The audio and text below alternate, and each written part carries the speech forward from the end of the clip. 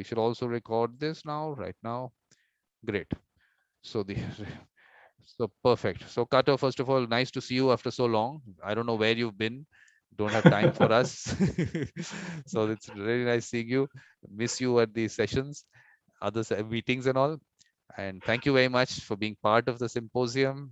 I mean, look, we have to get the Japanese perspective, important perspective, and with your experience in the UK and everything, I think that'll be interesting. So please introduce yourself and take it forward. Well, thank you, Vikram, for the introduction. Thank you also for inviting me to speak in this occasion. And I'm sorry I have been away for a couple of weeks. Right? It was not a couple of months, right?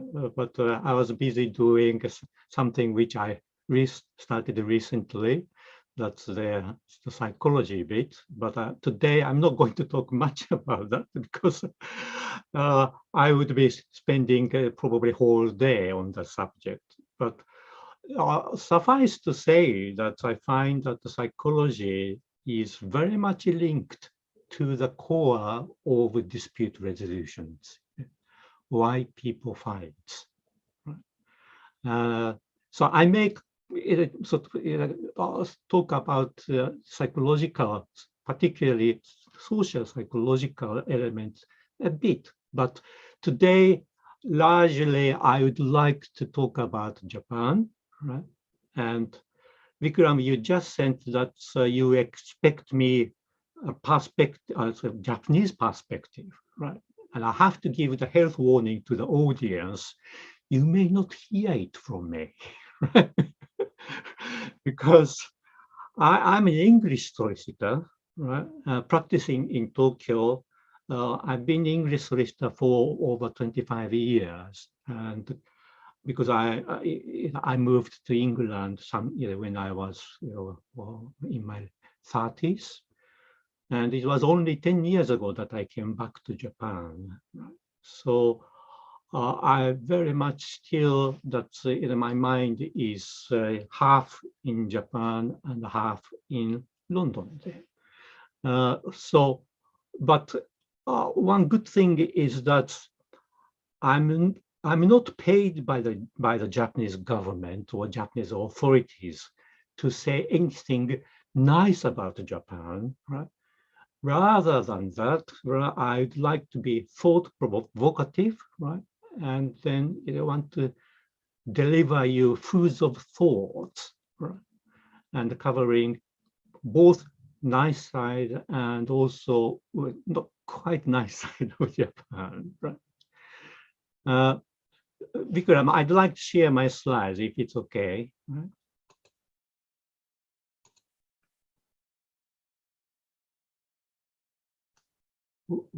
Yep. Can you see the screen? If you can, please, could you raise hands? Yep. Okay, thank you. Let's move on, right? It doesn't move. Right? Thank you very much.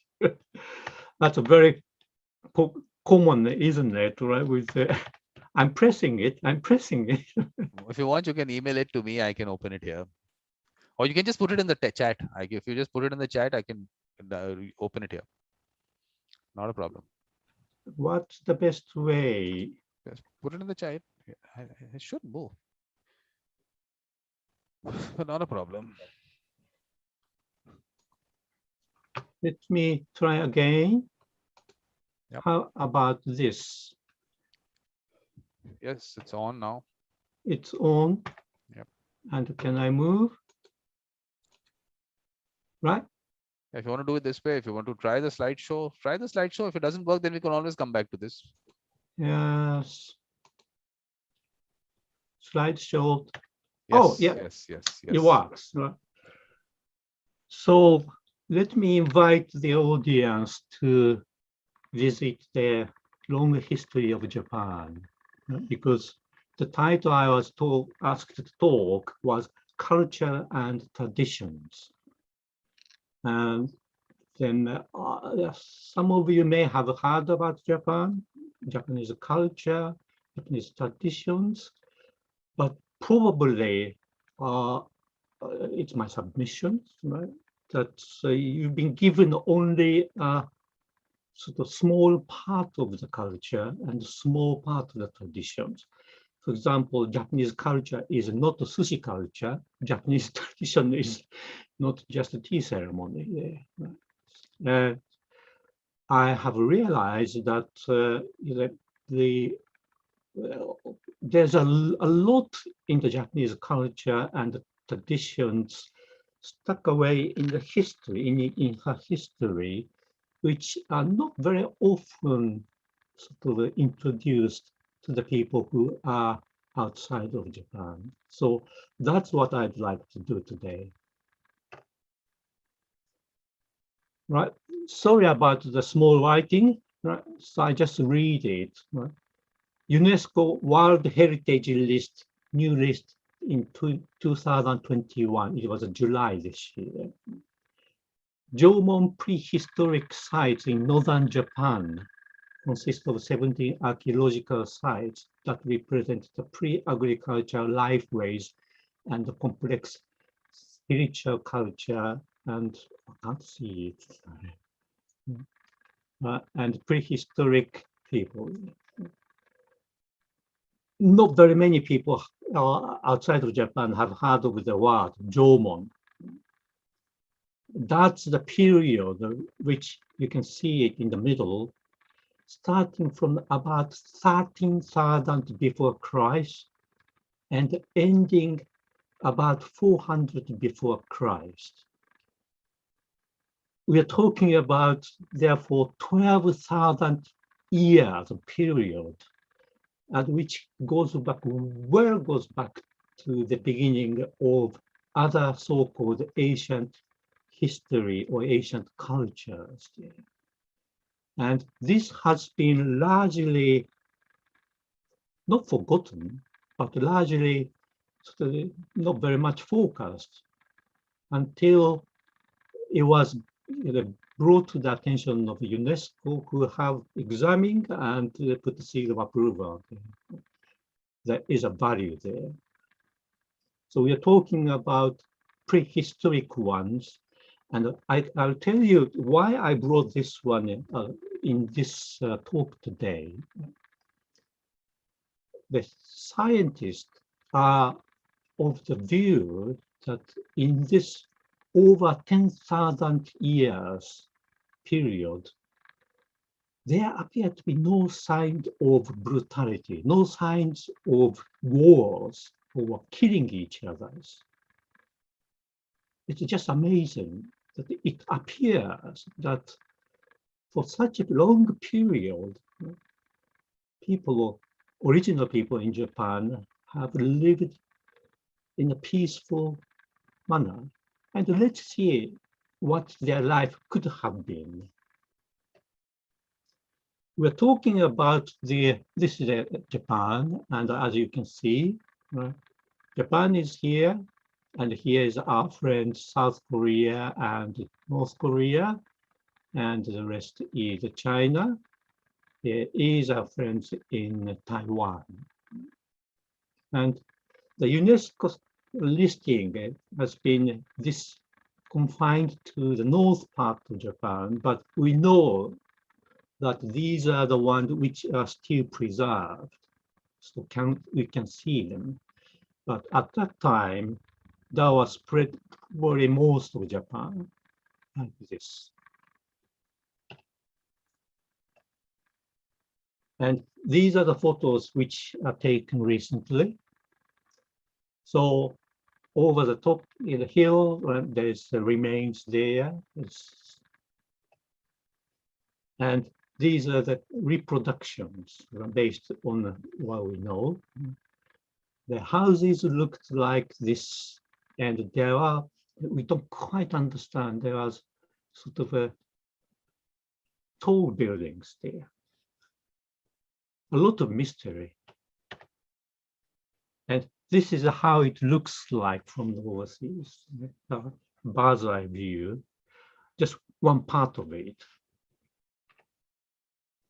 And some of them look like this, and you can see that there's a a lot of holes there. And of course, we'll see some remains kept intact. And these have been excavated. And we are talking about probably 10,000 years old, if not 10,000 years old. The left side appears to be a female figure. The right side, I'm not quite sure. And that's what's fascinating us. And you can see that it tells that the period was long. It lasted over 10,000 years peacefully. And there must be a lot of developments. But it appears to be that people lived there peacefully without fighting. Yeah. This is something I found, and I thought I should show it to Vikram, right? Because you can see to the left somebody big, and also somebody to the right, almost like a begging. And again, this dates back to 10,000 years old. And Vikram, I thought that this is a sort of somebody big is saying that, is it true that you bought another set of golf clubs? Right? And I said, oh, I'm sorry, but I couldn't resist my temptations there, right? You can put a lot of interpretations there, but these pictures are all national treasures. Right? They are listed national treasure, top of the level, right? Let's look at what sort of life these people are having for over 10,000 year period. In spring, they eat some sort of fresh leaves from the trees, mussels, and sea lions.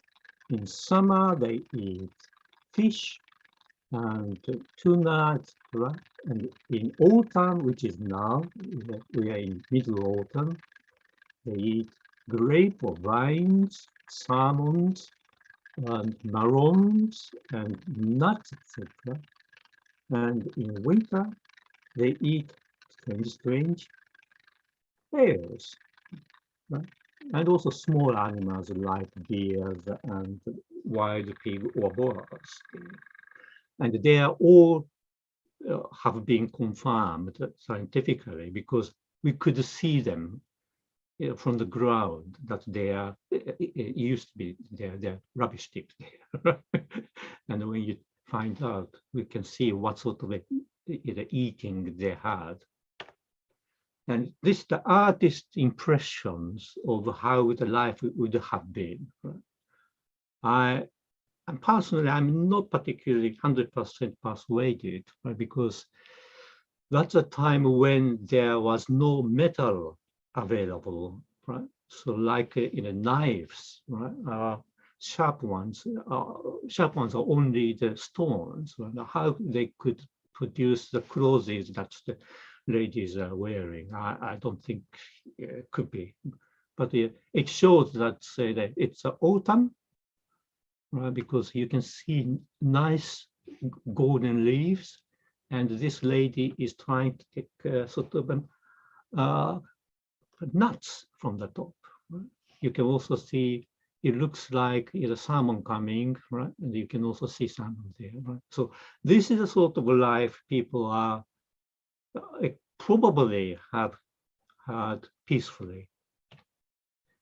And what they are eating haven't really much changed in these days, right? This is typical of what we have for lunch, except that is a boiled rice. Right? In the Jomon period, there was no rice available. Right? It came later on, right? And that's yeah. If I have enough time, I can spend half an hour about rice. But it's the rice grains or wheat grains have changed the society completely, right? Because that has created people who are rich and poor. Right? Because rice was more or less the same as money. They are durable, and if you're successful, you can the rich get richer, right? And probably Jomon period have sustained so long, and then came to the end when this rice farming has been brought to Japan. But there's a lot of speculation there. And here is a recent theory that it used to be just Jomon, sort of the original people there. And they've been sort of, I wouldn't call it invaded, but they have received the inflow of people from northern part of Asia, and subsequently much larger extent from the eastern part. You can see from the Taiwan, right, and Okinawa, etc. So this is what the Japanese people consist of in terms of their DNAs there. Scientists tell us that when we look at the DNAs, they are very much same as people who live in this part of Asia. Let's move on, right? Because I'm conscious that I'm supposed to be talking about the dispute resolution here. This is a lovely shot, right? And I can tell you, this used to be a legal tender money, but this is no longer the legal tender. That's why I'm allowed, I think it's okay, to put it onto to show it to you. Otherwise, it would be completely illegal. The person here in the front, all Japanese knows, everybody knows, and he was the crown prince of the ancestor of the Japanese imperial family. And amazingly, Japanese imperial family goes back 1,000 years. And what he has done is in the year the 604 after AC, right? So a long time ago, right? He has introduced the first written constitutions or law, which was called the 17-article constitution. And that very big, the first article is quite a famous one. And I have put my translations. The original one is the second paragraph there, which I'm not going to ask Vikram to translate it for you. And I'm not quite sure that his favorite Google translation would do that. So I have done my best, and which says, it starts with article number 1, harmony shall be cherished, and disturbance shall be avoided. Many people have an inclination to flock together, inviting troubles, but only few have attained knowledge thereof. Thus, some disobey their laws and powers and feud with their neighbors.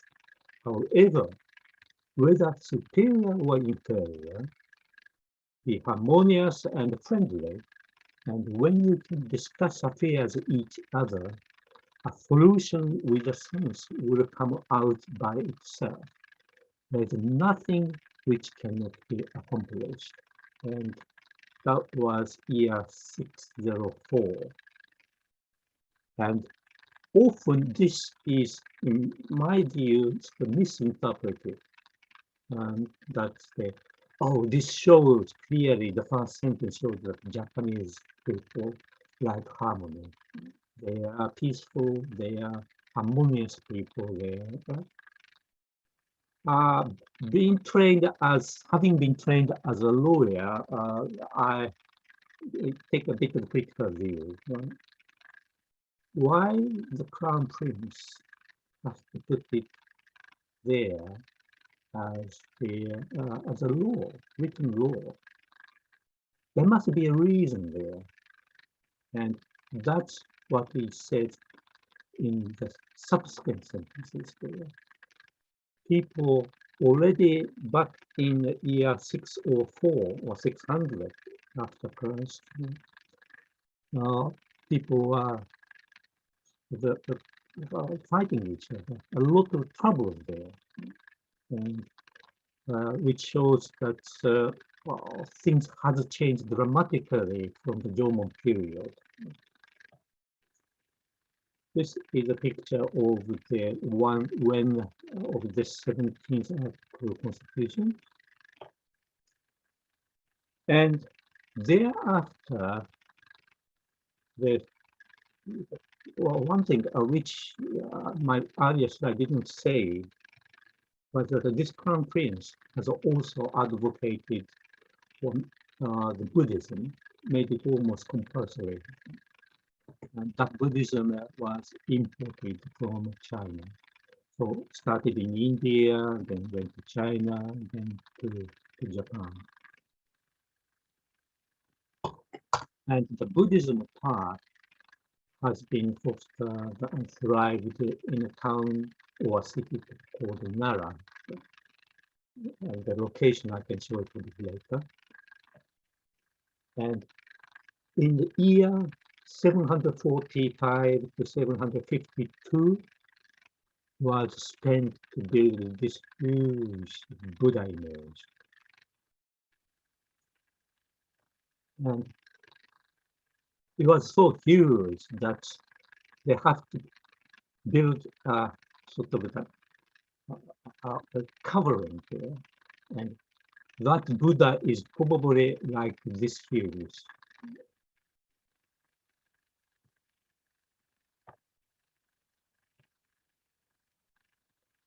Then let me jump to move to 1,000 years later, subsequent to that. You can see the part of the here is Nara, Kyoto, Osaka. These are the area where the traditional sort of ancient capitals have been there. These are the area where the Buddhism thrived. These are the area where the imperial family have lived for 1,000 years. But what it started is that there are the warlords or soldiers, whatever you can call it, who have started becoming quite powerful in Tokyo area. And there was a fight between traditional people and newcomers. You can see it's a bit like England and Wales, right? And these two forces had fight each other in the year 1600 exactly, and that's where the east part, which is based in Tokyo. Tokyo is here. So east side has beaten the west side. And this is a drawing showing the fighting or civil wars at the time.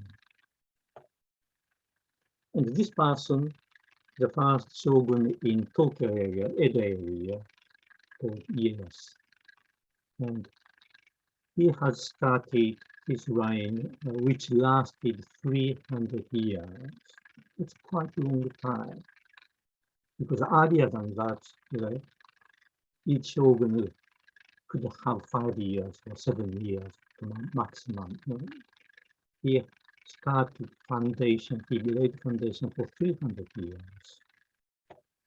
And one of the foundation is shown here, and I sense this has something to do with their social structure, which shows some attitude of the Japanese people attitude toward the disputes and how you respond to unhappiness there. There are four classes of people, and here are the soldiers or samurai, and followed by farmers, and then next is manual workers, carpenters, etc. And the bottom was merchants. And why merchants are bottom? Very interesting question.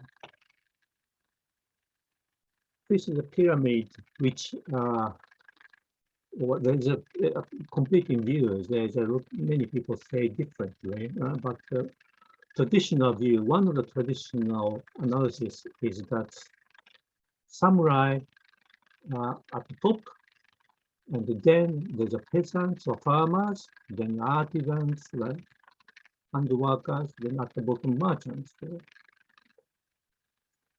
But when the Edo period has become lasted 300 years, which meant there was no civil wars, right? Then people who are the soldiers and the fighters have become a bit redundant, right? Because there's no wars, right? No civil wars to fight. Right? So they become more or less like civil servants, right? Doing administrative stuff. And then what happened was that civil servants are not paid very well. So they became a bit short of money, and they borrow money from the merchants. And the merchants are good at money, right? So they lend money to other people there. So although they are at the bottom, they become quite powerful. And when the, for example, farmers complain that, well, we don't have enough rice to eat, right? Then the authorities above said, don't look upwards. No, look downwards. If you look upwards, there's no limit. Right? But there are other people who are suffering more than you. And in fact, there are two layers beneath the merchant. One is called untouchables. And it is probably somehow at least seemingly similar to the caste system which India had introduced, I think back in 300 BC, a long time ago. In Japan, that was 1600 AC. But it has caused a lot of tensions within the hierarchy because societies keep changing. Capitalism is starting. And this is an interesting one. Again, this is not very much introduced. There is a decree called the Ikes Masterway, and I just read the first paragraph there. The Ikes Masterway was a decree to promote settlements issued during the Edo period. Edo period is 1600 to almost 1863, nearly 300 years in Japan, confirming that the government would not entertain or accommodate good public matter, which sounds a bit gigantic, but it's a monetary disputes, because these days gold and silvers were the money. So the financial disputes, money disputes, right? Lending and borrowing, he doesn't pay, etc. The government said, no, don't come to the government, but we stop entertaining these disputes. And you, the parties, ordering the disputes to be settled between the parties concerned. You settle yourselves, right? So effectively, the government is saying, well, we don't want to get involved, right? You do it, right? And this decree has been issued many times in 1661, 1685, 1702, 1719, then 1736 and 1742, which from that we can say that there's a wave of the unhappy merchants coming to the government and say, please solve the problem. He doesn't pay me back. Where the government is pushing back and say, no, we don't want to get involved. You solve it yourselves, right? It's for the parties' mutual settlement there. So somehow within the 300 years of relatively peaceful time, in the sense that there was no sort of serious wars in Tokyo or in Japan, right? They have managed to put all these devices, social devices, so that the pressure coming, unhappiness coming from the bottom has been suppressed in a multiple layer ways.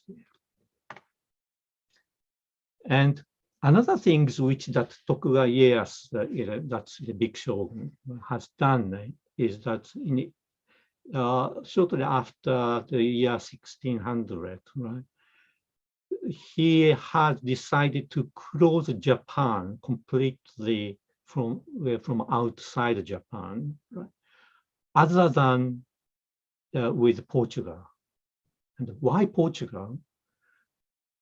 A bit strange, but Portugal has been sort of cutting into Japan because they had two things.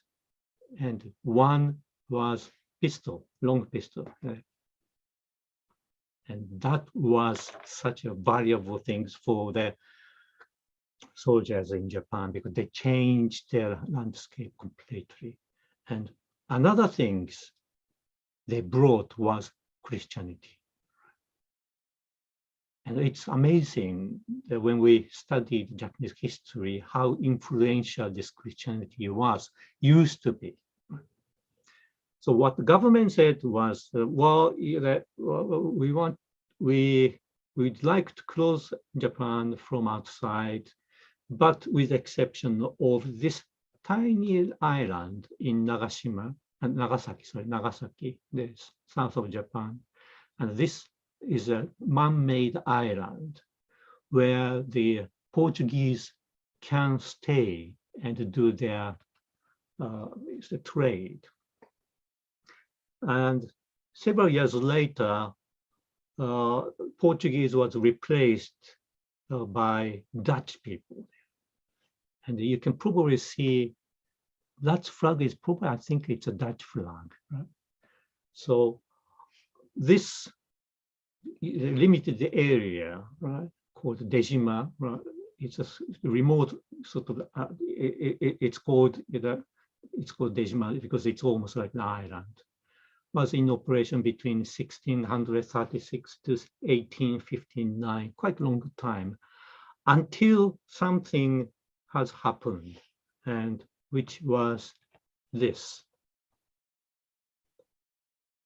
This was the year 1853, almost nearly 300 years after the Tokyo had decided to close it. Right? Then United States had sent a fleet of battleships there.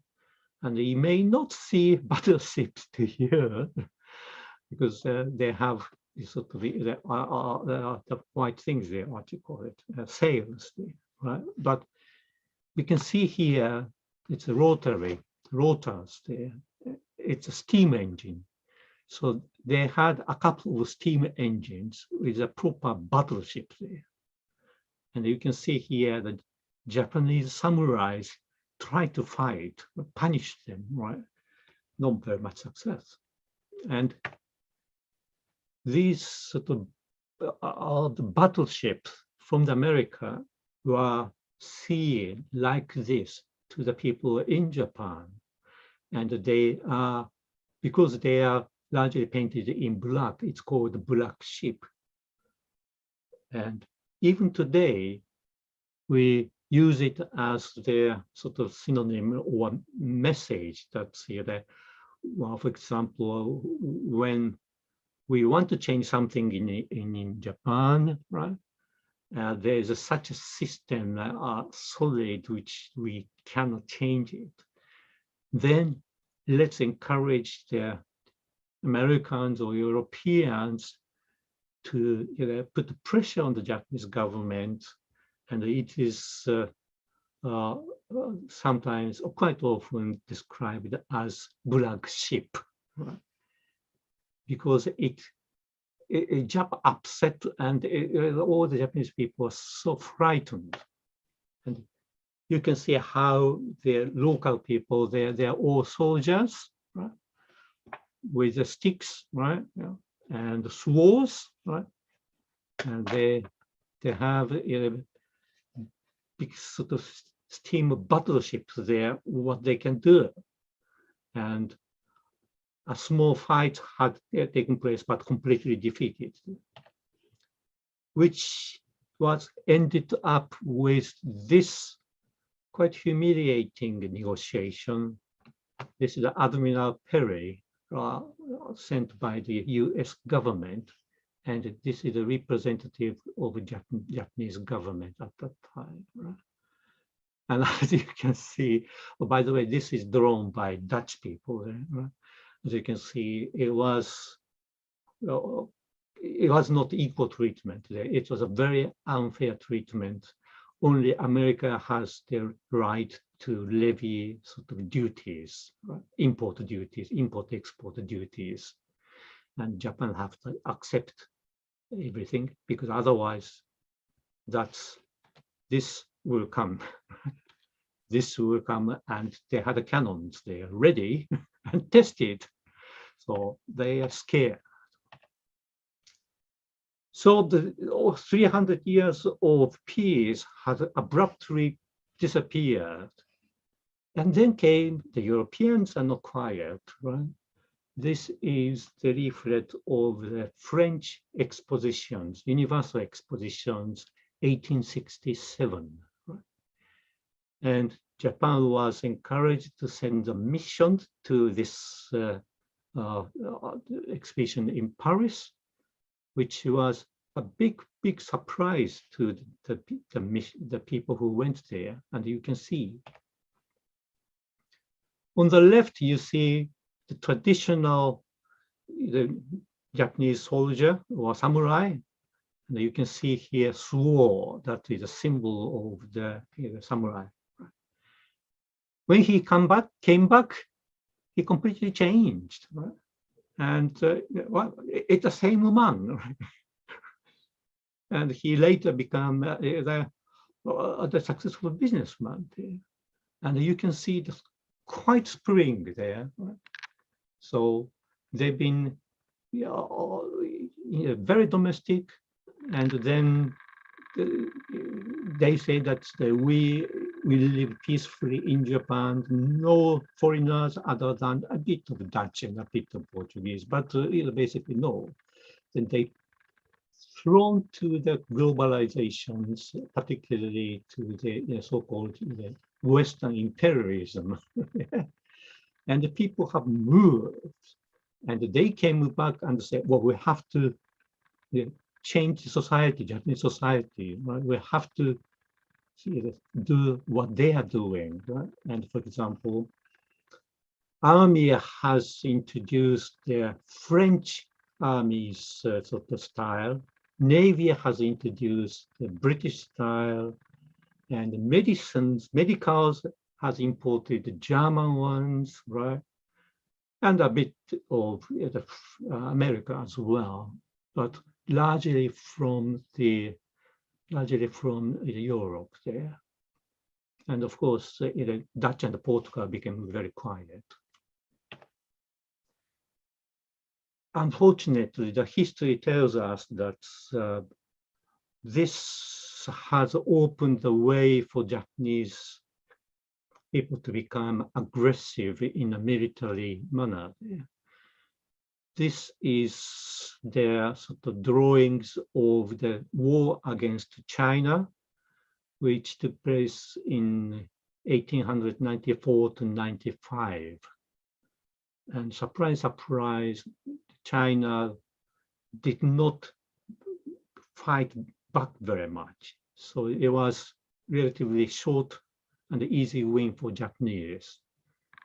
And that was a surprise to the Japanese military government, and they say, wow, because the compensation that they got from China was huge, right? And we know from the history that when you are successful with one thing, your ego becomes bigger and bigger and bigger. It went now to the war against Russia, which was 1904 to 1905. And this is a nice cartoon I like. This was written or found in a newspaper in Amsterdam, right? So Netherlands, the Netherlands. And it says, here you can see the jumble to Japan. You just put the chestnuts out of the fire for us, else the Cossack will eat them all up. You can see that the jumble and the Uncle Sam behind are pushing Japan, go for it, right? And that's Russia there. And it went, at least this war against Russia, it was almost even. At least Japan didn't lose. And it went on and on and on. And probably you recognize this is a photo of Pearl Harbor in 1941. And when you attack somebody, then the other side will attack you, fight back. This is what I have found on the internet. Buy bonds, it's war bonds.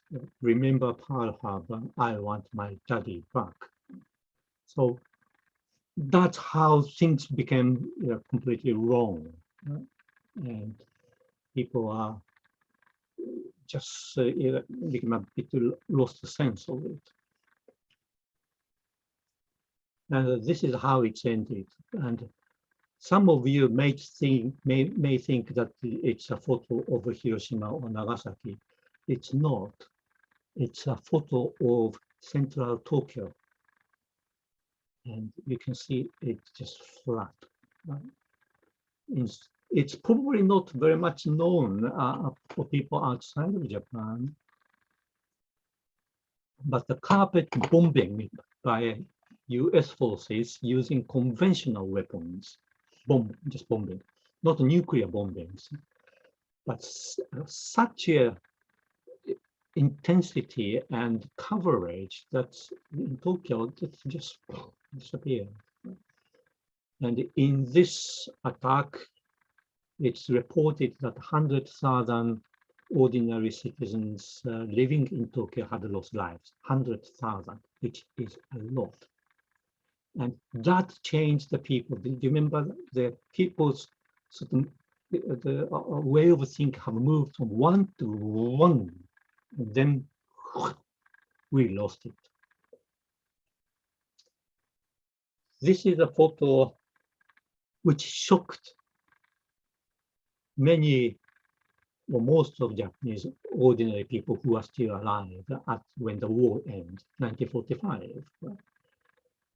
This is taken when the emperor paid a visit to General MacArthur of the US Army. And most of the people couldn't believe this because emperor was being explained as a living god. He's not human being. He's a god. And it was at this time, but you may not believe it, but the emperor has made a declaration that, in fact, I'm not a god, I'm a human being, which came as a big shock to many Japanese people there. So you can see that went to the aggression, then came back from the defeat, right? And there's a total chaos. People are so at a loss, right? What should I believe? I have to come back to the dispute resolutions there because that is the main theme there. 1949, which was 4 years after the war end, Atani Act was introduced. And at that time, Japan was still under the occupations. So this was pretty much, must be pretty much prepared, drafted by the Americans, the occupational forces there. They have even drafted Japanese constitutions there. Right?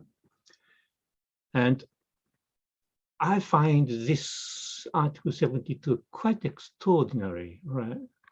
I just read, prohibition of provision of legal service by non-attorneys. Article 72, no person other than an attorney, by attorney means Japanese attorney, called bengoshi, engaged in the business of providing legal advice or representation, handling arbitration matters, aiding in conciliations, or providing other legal services, or other general legal service, or acting as an intermediary in such matters. And I'm yet to find a country or jurisdiction which has similar sort of prerogatives in favor of the local lawyers there. For example, in England, Wales, right, you can provide legal services, no problem there. Yeah. And so long as you have a power of attorney, you can act as an attorney there. One thing you are not allowed to do is you cannot hold yourself as an English solicitor. But you can do, there's no control or restriction of the conduct, so long as you will not give the impression that you are a solicitor. Here, it goes to the conduct there, because Article 77 says, a person who falls under any of the following items shall be punished with imprisonment at forced labor at a term of up to 2 years or fine of up to 3 million yen, which includes that Article 72. So it's a criminal offense punishable by imprisonment at the max. And that's quite shocking, because if somebody tries to do like a sort of go-betweens, right, and he could end up in jail. And that's why I sometimes thought about suggesting to Vikram, there's a huge Indian populations in Japan, right? There's literally tens of thousands of Indians in Japan, and I'm sure there are bound to be some dispute among them, and it might be a good opportunity for you to mediate these disputes in India, right? And of course, my hidden agenda is I want to put him into the prison in Japan. Right? He can pay the fine, which is 3 million yen, is not huge, but that forced labor in the prison. Right? Ugh. So that's, and to me, you cannot escape from talking about this Atani Act when we're talking about any kind of dispute resolution in Japan. It's a dark side of it, and I'm sure, well, I'm reasonably certain that people who have the prerogatives do not want to say very much about that. Right? Well, back to the ordinary people there.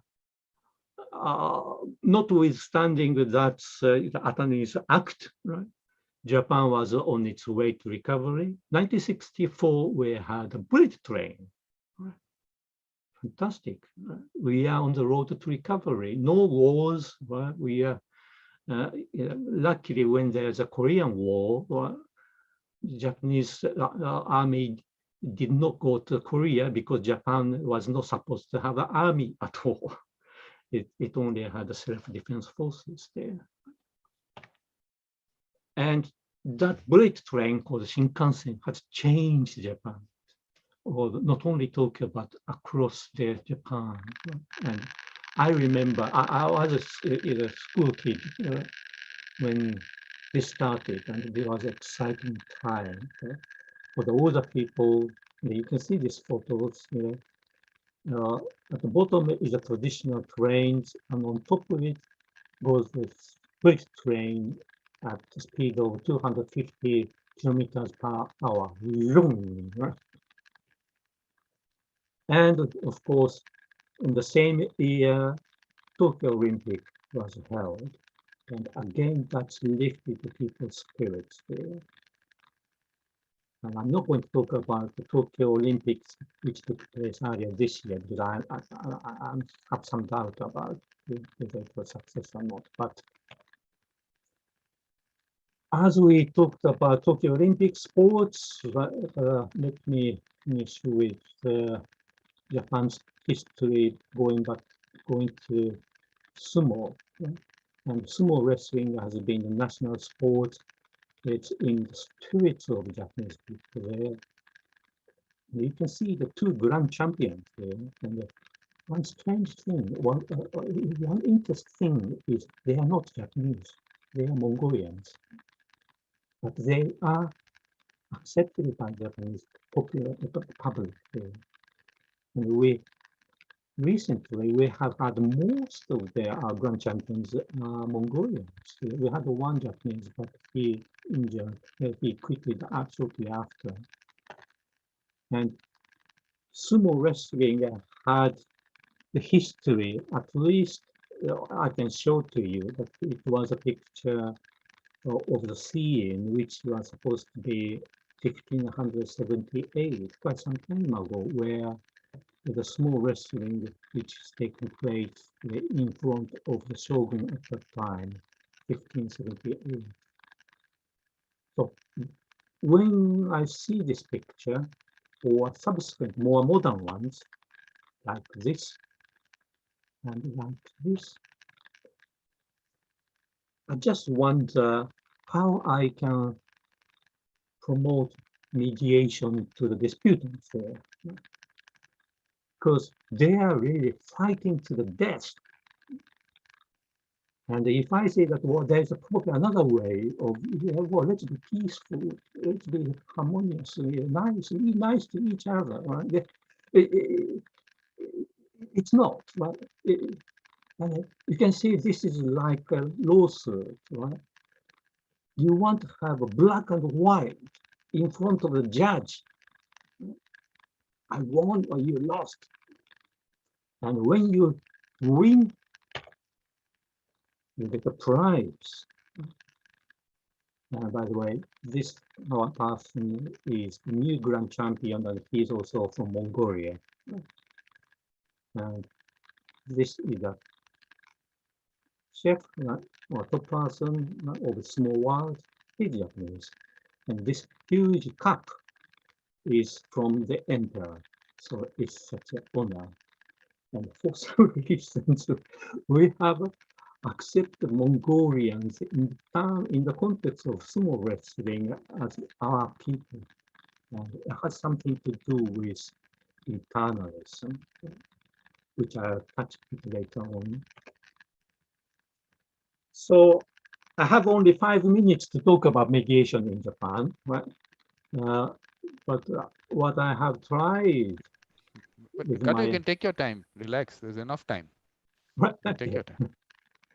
But what I have tried is that when we look at the Japanese people, when you meet somebody from Japan, you may see them as sort of representing Sony or Toyota. Or if you are based in Asia, you may that may make you sort of remember what terrible things the Japanese military had done to their people there. But that's the last probably 80 years at most, 70, 80 years.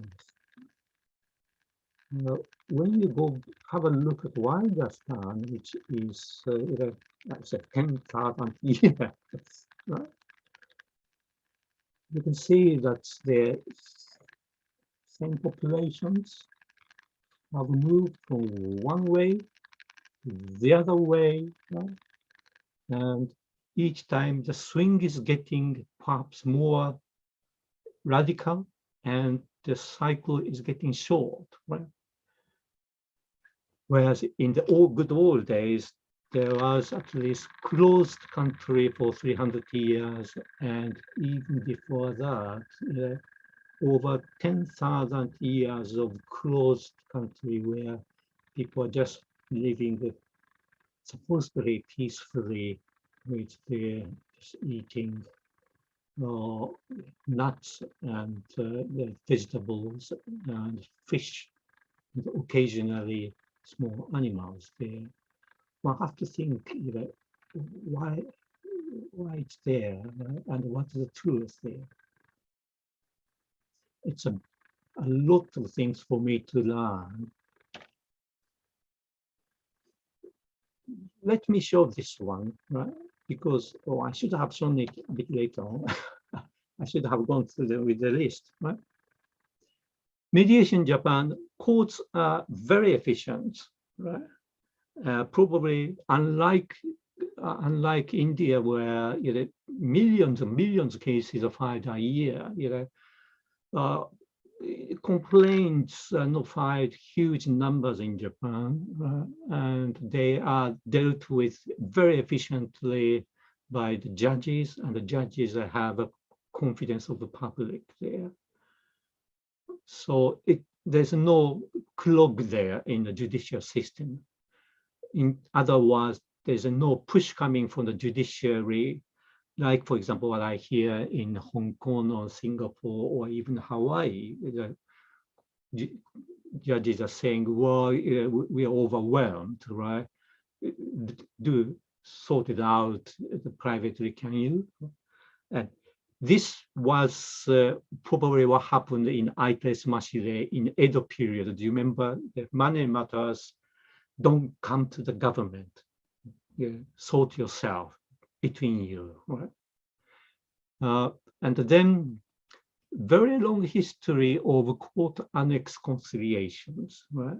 It goes separately or in parallel to the court litigation there. And I think more or less the same way as many civil law jurisdiction works, court annex one, it's a separate entity, but often in Japan, one of the conciliator is a judge who would say that this is how I think you should consider each of them. If you don't follow, then the matter will go to my chamber as a court, right? And as a judge. I think this is what I'm going to put in my judgment. So it's pretty heavy-handed, right? Because it's not dealt with by the independent people there. It's driven by a judge who are also, in most cases, also a judge who decide your case should that conciliation be unsuccessful.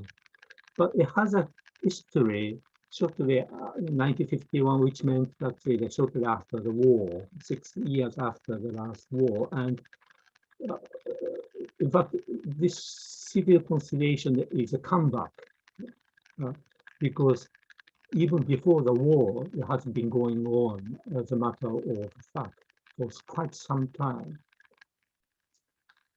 Another important thing in Japan is, I told you, this legal service is prerogative of attorneys there. And that's one of the reasons for example, when we talk about mediations, where the mediation is ripe, for example, in Singapore or Hong Kong, there are huge number of domestic mediation. People go for the mediation, domestic, and some of them will go for the international dispute.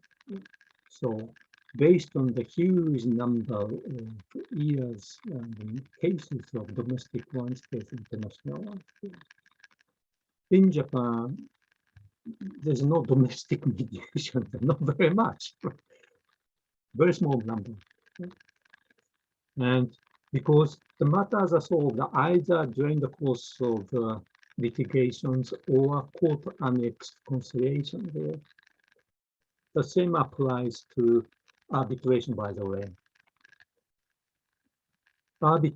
Domestic arbitration is rare, or there are some, but it's pretty rare animal in Japan. And that's why the lawyers, the Japanese lawyers, are not familiar with arbitration. Only small, clever people are finding that, oh, yeah, we can make new business revenues from the international arbitrations. Let's follow Singapore, successful Singapore. And so there is a, and for example, as Vikram told me that I have a bit of time, I can tell you the weird things I discovered very recently. There is one field called healthcare mediation, medical mediation. For example, your family went to the hospital, received the operations, and unfortunately it didn't go well. And as a matter, as a result, something terrible had happened, and you want to take a case, claim against the doctor or hospital. There are cases like that in Japan, of course. And there are a very small number of people who are advocating medical mediation. But because of this Atani Act restrictions, and nobody wants to go to the prison. So, well, what can we do? Because if you are a mediator, you become you prefer with these provisions, right?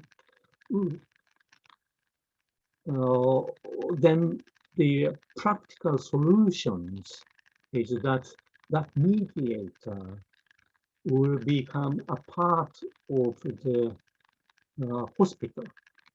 So who will be a staff of the hospital, but within the hospital, different channel.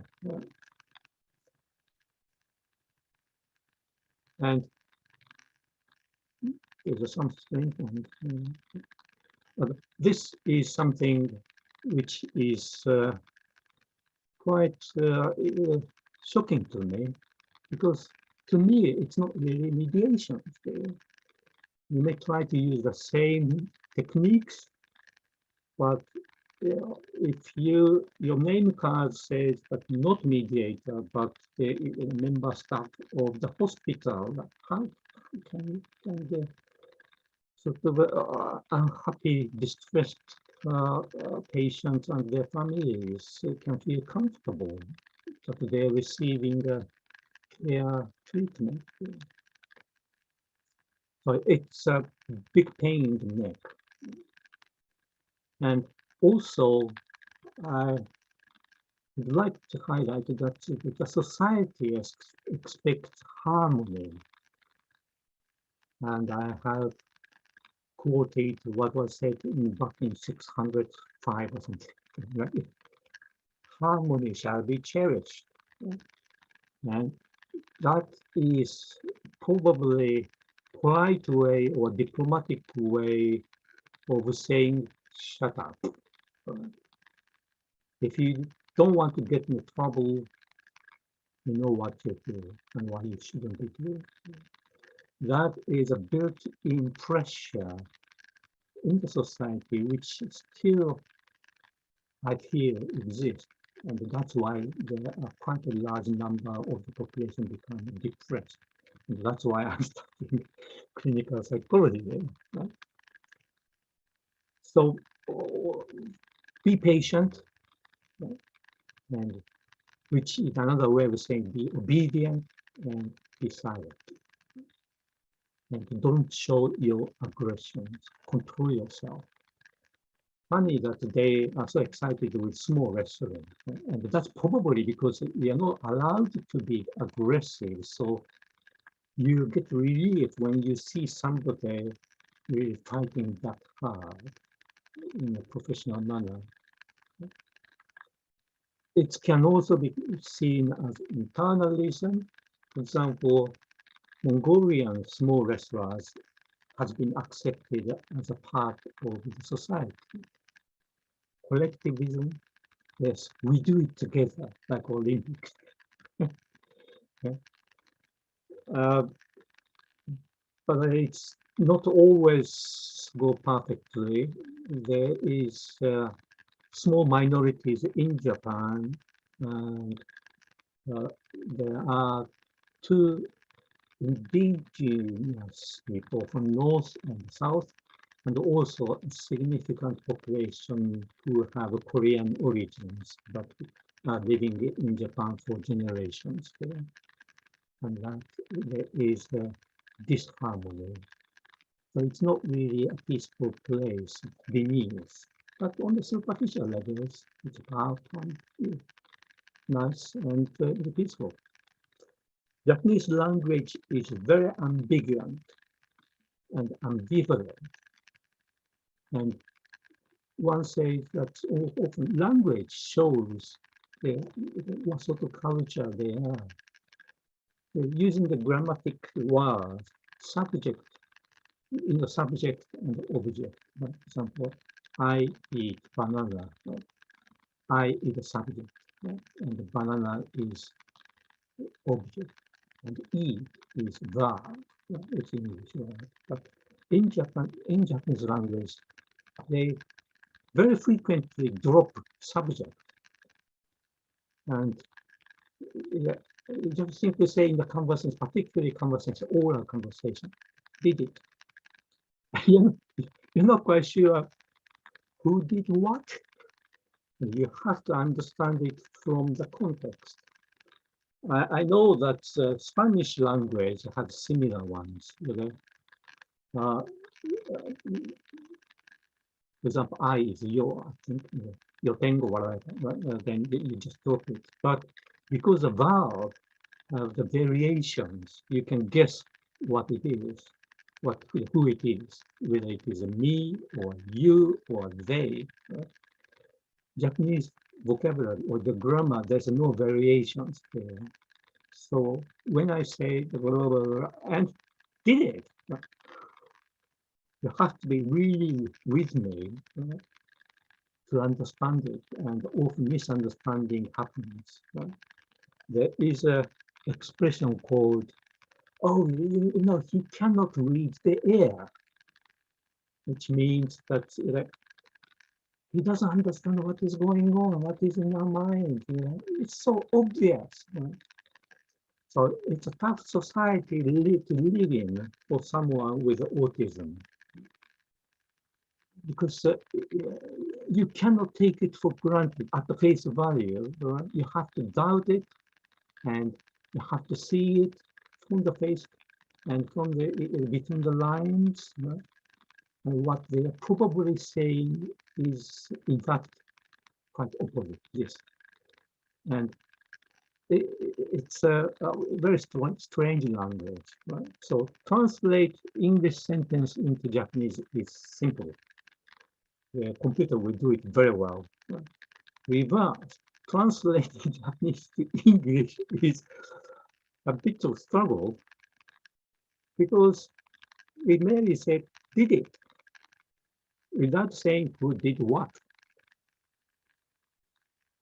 I also sense that our education system, or at least when I say our Japanese education system, is still there is sort of not discouragement, but not encouraging at least be stand out and be ambitious, assertive, decisive, self-determined. Come on, you have to decide yourself. And that's a difficulty, I think, in promoting the mediation in a sense we're talking about, not evaluative, but facilitative. Because most of the people say, oh, tell me what I should be doing. And where mediator will say, well, it doesn't matter how I think. I'm merely a facilitator. I'll help you to make decisions. And then many people say, well, am I going to make decisions? No. But how can I explain that to my boss when I go back to my office tomorrow? I need some excuse or justification why I have made decisions. It's like a civil servant mentalities, which we see across the world, but that is still predominant in a large organization or even medium-sized organization in Japan. So empowerment, the sort of tools that the mediators we use, has limited capacity or effectiveness in many cases in Japan. Of course, I'm not saying that it's all the case. In the cases where, for example, I'm a mediator or I'm a counsel with the clients, there's a strong sort of mutual trust between the clients and mediator or counsel. And very good thing is that there is a caucuses there where we can have one-to-one conversation there. And that's where we can push the back. No? Come on, you go for that. No? That reminds me of the cartoons of Japan and Jumbo and Uncle Sam. Right? Go for it. Come on, go for it. That's good for us. Right? You sometimes need a gentle push. Right? And without that, if the person has been brought up in a culture which has no encouragement to be independent and be self-determining. I am the boss, I decide. There's not much the culture there. I'm not saying that no at all. There are some people, for example, artists, some people like entrepreneurs, businessmen who are good at doing that. But maybe I'm missing some changes there, because maybe changes are already going ahead. This is the picture I took yesterday in a tour or underground. And that's so lovely. Three beautiful young ladies taking each other. And I noticed one thing. They all wear uniforms, school uniforms, perhaps, right? And they wear the same hats. But the one to the right, the center, right? She has red boots. The rest of them have shiny black shoes. And I know the reason why, because there was weather forecast said it might be raining later today. But this photo is how maybe young generations are different.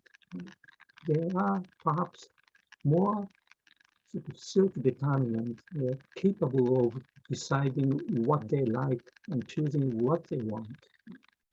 And if we can foster these younger generations, it's going to be this huge problem solved.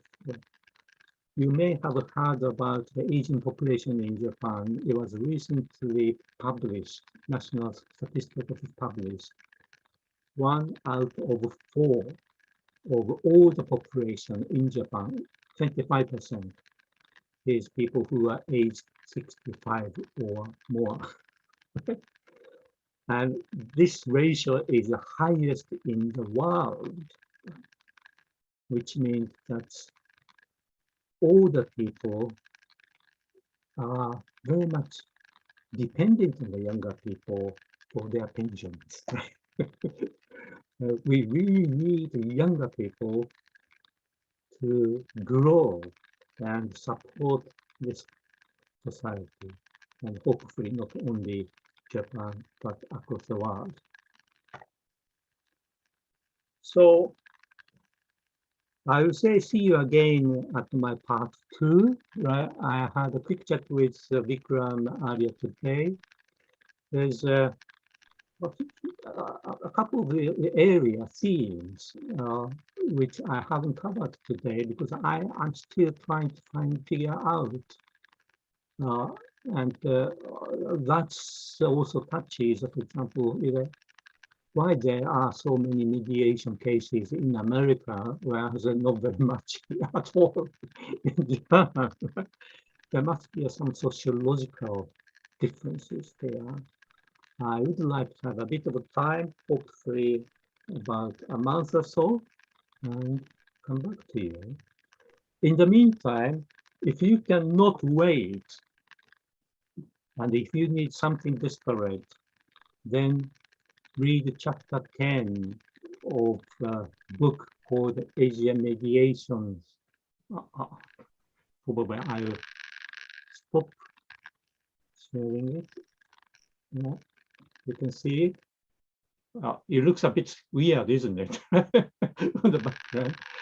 It's a nice, wonderful book called Asian Mediation Handbook. Right? And I have written the chapter 10 6 years ago. Things has changed because Singapore Convention is now in place. Right? But and it covers virtually all countries in Asia. Right? And I can tell that when I saw the final sort of proof, the language or text of my part has become so refined, beautifully written.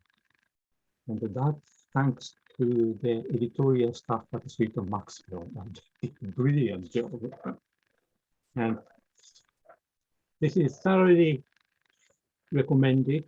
I hope there will be next editions, but it covers, if you're interested, places like, each place is like Australia, China, Hong Kong, India, Indonesia, Japan, Korea, Malaysia, Nepal, New Zealand, Philippines, Singapore, and Chinese Taipei, and Thailand, Vietnam.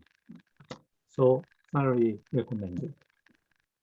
Thank you so much for your patience. I've been talking over an hour and a half, but I'll be happy to take any questions which you may have. Kato, thank you, Kato, taking us through history and everything. But tell me now, is there going to be a part 2? I thought you wanted more time, so you covered part 2. Is there another part 2? No, part 2 is still in my head, right? Perfect. I'm trying to figure out, right? We'll do it after you get the new edition of the handbook. After you've Well, written that. I cannot wait for the second edition because I have not been invited to revise. Right? They may not do it, right? But before Christmas, I'd like to, have a better thoughts, right?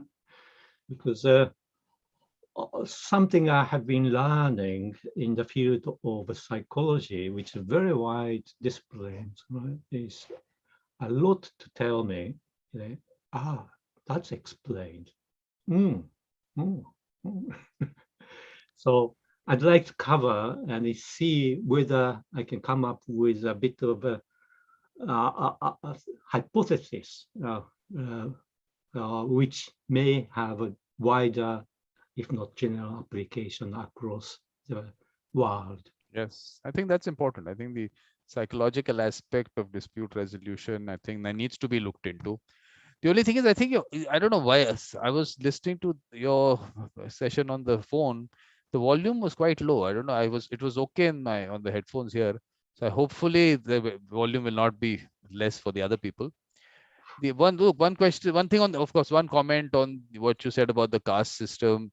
Now that caste system aspect in India, I will not comment upon because there are various versions of how it happened, what it is. Is it just a classification of trades and professions, or is it more than that? Because of it, some people went into the discrimination aspect. That might be a different thing. So I won't get into that, but you did mention it, so I had to tell you this.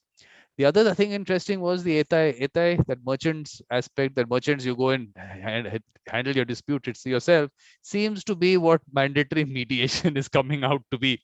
We can't do it, you do it yourself. It seemed to be that kind of attitude. Well, thank you for all the comments, and also I didn't have the courage to say, but that attitude to see the sort of margins, right, to be lower, right? Money is ugly, right? That's is in line with what the Hitler the propaganda. I have seen the YouTube some propaganda photo the films, and yeah, there's something common there. But let's change the subject because I know it's going to be rather controversial ones, and we need a whole day to touch that ones. No, I did. Kato, I was also wanted to get into that a little bit on the aspect of classification of trades and how discrimination into you are there kind of thing, because I don't want that to happen to the lawyers and the mediators classification. That mediators are there, the lawyers are there. So we have to be careful on how categorization leads to discrimination or hierarchy. I think we have to be careful on those things. I agree, and even the historians of Japanese historians have different views about how things are done in Edo area, right? Because what I have shown, this triangle is one view, and it's the strange. When I was school child, that was so written quite clearly in the history textbook. This was how it's a part of our history. The things has changed, and that part has been removed from the history textbook because there are different versions, different hypotheses there. So things are moving, right? And I can only show it to you a part of it. Let me also tell people who might be waiting that that tight limb session is now going to be recorded on Saturday. So that is why we had time for Kato. So because next session obviously is at 1 o'clock India time. So what I'll do is what I do is let me finish this session. We'll keep our discussion going. So because too long a session on YouTube, I don't want people not to see it because of that. All your discussion and interesting discussion that you had, it should be out there. So thank you very much, Kato. Nice It's of you my to be pleasure. part of the symposium, like I said, and always nice to listen to you.